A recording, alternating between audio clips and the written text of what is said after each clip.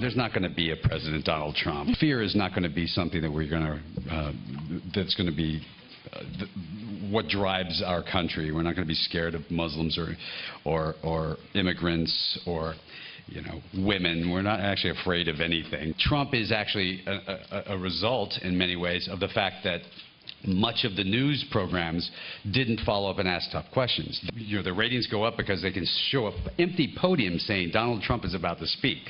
There you got George Clooney yesterday at the Cannes Film Festival. Donald Trump himself joins us live right now from somewhere in his empire. Mr. Trump, good morning to you. Good morning. Well, at least he's right about the ratings. That's the good news. The ratings do go up, but I think you would disagree. You've been asked a boatload of tough questions. I think I get asked the toughest questions on earth. I mean, I will tell you, nobody asks tougher questions than they do to me, or that's all gotcha. Even you guys every once in a while get awfully tough, but that's okay. I mean, that's okay. Well, what's your message to him? I mean, he says you're not going to be president. Jeb Bush, member, said you're never going to be the nominee. But what's your message to him? Jeb Bush said, I'll never be the nominee, and Jeb Bush is right now sitting home watching television. And, he also signed a pledge, Jeb Bush, and he's dishonoring the pledge, so he's a dishonorable guy. Lindsey Graham actually was very nice. He called me the day before yesterday. We had a nice talk. I was very surprised, but he was very nice. We talked on national security. As far as George Clooney is concerned, let's put it this way. He's no Cary Grant. All right, yesterday was the big meeting. Yesterday was the big meeting in Washington. You sat down face-to-face with Reince Priebus and with Paul Ryan. Paul Ryan still walked out without an endorsement. Does he plan on endorsing you in the future, and when will that happen? Oh, I would think he would. And, if that didn't happen, I would continue on the way I've really done. But we had a great meeting yesterday. He's a very good guy, very nice guy, and very committed to, what he's doing and to the country. And I think he feels... Hey, look, I've gotten more votes, as you people have very accurately reported. I've gotten more votes than anybody that's ever run for the office of president in the history of the Republican Party. And by the way, we still have probably 10 states left, California, New Jersey, many, many states. And so we'll break the record by many millions of voters. So, that's a tremendous thing. We have a tremendous, there's something unbelievable happening. It's a movement. And it's a movement toward common sense. It's a movement to get out of being the stupid leadership country. I mean, what we have in leadership right now is, we call it the stupid leadership. They don't know what they're doing. They have no clue what they're doing. Well, Mr. Trump... And it's an amazing thing to see. So we had a great meeting. I thought it was a really good meeting, and I think over a short period of time, things will come together. I was talking to somebody yesterday, and they said, Donald Trump doesn't need Paul Ryan because you won without Paul Ryan. You beat the Bushes, you beat governors, you beat senators, and you wound up with all these votes and new people who have not been part of the party.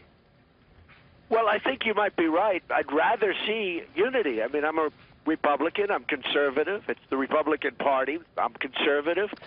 Some people say I'm not conservative on trade. I said, really? Tell me about it. I'm more conservative than anybody on trade. I am an actually free trader, but we make all bad deals. Our country's losing money. We'll lose with everything. I mean, you look at China. They're going to have a $500 billion this year trade deficit with us. I mean, we've rebuilt China because of stupid negotiations. So, look, and that's true with every country. We don't make with anybody virtually. So, when it comes to trade, you know what my trade is? Very simple. Make good deals for the United States. That's my trade. Make good deals. Right. Let's move on and talk about something we talked about together on the radio that's going to get a lot of news, and that is your Muslim ban. You said, we're going to stop Muslim immigration until we find out what the hell's going on, you said. And then you said, you walked back the other day and say, listen, that was a suggestion, but you're going to put together a commission headed by Rudy Giuliani. Would you like to expand on that? Yeah, it was a suggestion. Look, anything I say right now, I'm not the president. Everything's a suggestion. No matter what you say, it's a suggestion. I feel strongly we have to do something about, when you look at radical Islamic terrorism, we have a president that, as you folks know very well, we have a president who won't even use the term. Right. For the World Trade Center, he won't use the term. And we have to do something, and you're not going to do something about it until you know what the problem is. I've spoken to Rudy Giuliani. We're going to put together a group. We're going to look at the problem. We're going to study the problem. It's a temporary ban. I feel very strongly that we have to find out what the problem is. When you look at San Bernardino, when you look at Paris, when you look at all of these horrible, horrible acts of hatred, This is pure hatred. We have to find out and get to the bottom of the problem before we can solve it. So, Donald Trump, who's on this panel? How big is it? What is the task exactly? To look at Muslim immigration, Muslim Americans? What are you going to be doing? What are they doing? I would say to look at Muslim, immigration, and also immigration generally. I think All we'll expand it a little bit. We're talking about immigration across the border. We're talking about the problems that we have, tremendous problems we have on the southern border with the drugs pouring through, with people coming through the borders like Swiss cheese.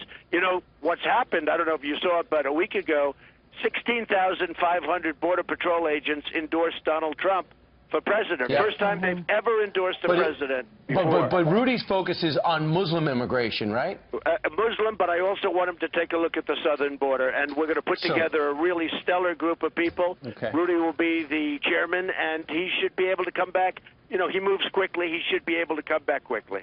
All right, so all immigration. Donald Trump, Wall Street Journal did a story yesterday, and it's the cover of the New York Post today, where it talks about a blonde bombshell.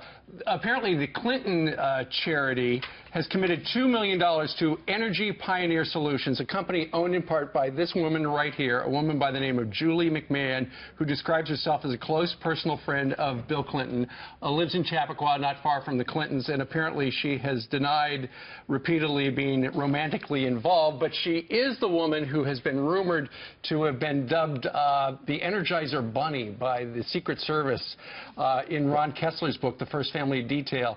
And he says you don't stop her, you don't approach her, you just let her go in. And apparently she has timed her arrivals and departures to Hillary's schedule.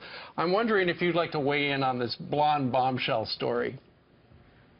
Well, I know it's a rough story, and a lot of people know about it, and people have been talking about it for a couple of years. And, you know, that's right next to my golf club. I have a great club up there, Trump National Golf Club, right literally a few minutes away. And people have been talking about that for years. I have no idea what went on. I certainly don't.